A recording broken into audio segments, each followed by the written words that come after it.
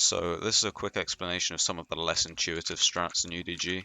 The first one being the cutscene skip for this car. Essentially, the trigger for the cutscene is this sort of box here, slightly to the right of these lines on the floor. So basically, as long as you stay to the left of these dotted lines, you can just walk as far as you like. And then the moment that it makes the collision, the cutscene disappears and you can just walk forward. You can sort of do some dumb thing where you shoot over the car, but it's really dumb and I wouldn't recommend doing it. You can just walk back here and it's really easy. The next thing is the cutscene skip for this, after this door here, like before the bomber Monokumas. This is, again, very unintuitive, but once you know what you're doing, you should be able to get it every time.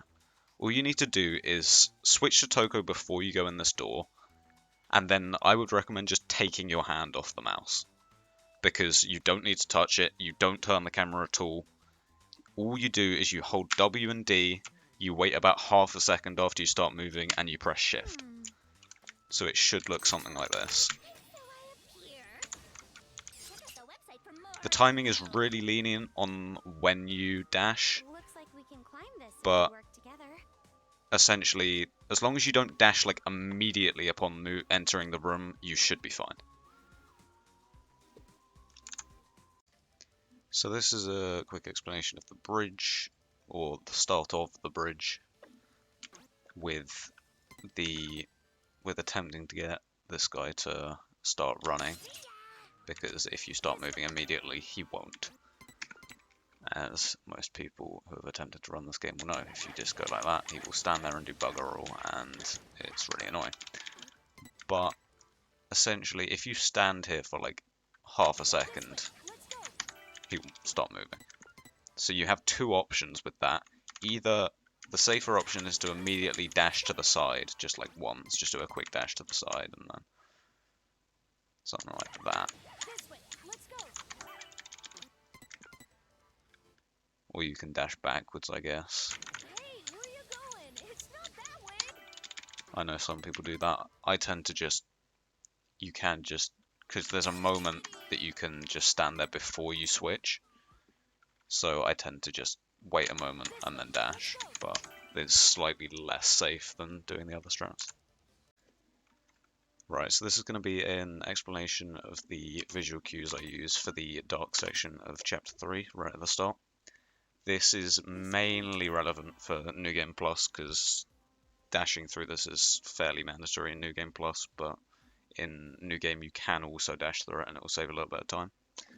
What I'm going to do is I'm going to run through as Kamaru just to show the route and what I use to line everything up, and then I'll run through as Toko. So as soon as I spawn, you just run straight to the right, which will put you up essentially into this corner right next to the door.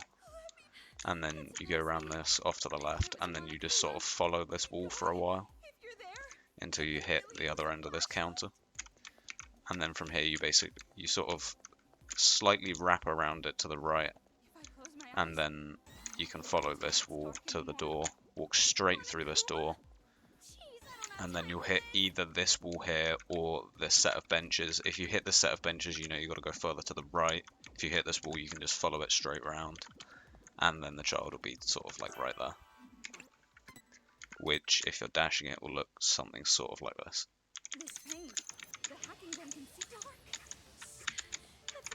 I didn't like that. I'm going to do that again.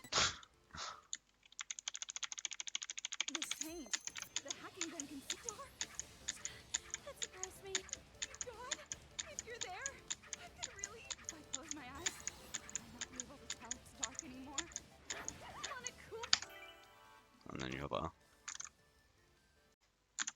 So this is the walk over holes strat in Chapter 4, and essentially your goal is to get this guy and this guy to blow up at the same time.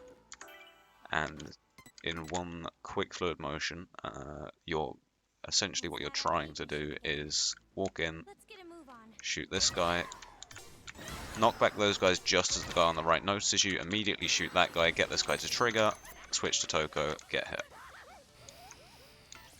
And you want to get hit just as this guy explodes, preferably slightly after.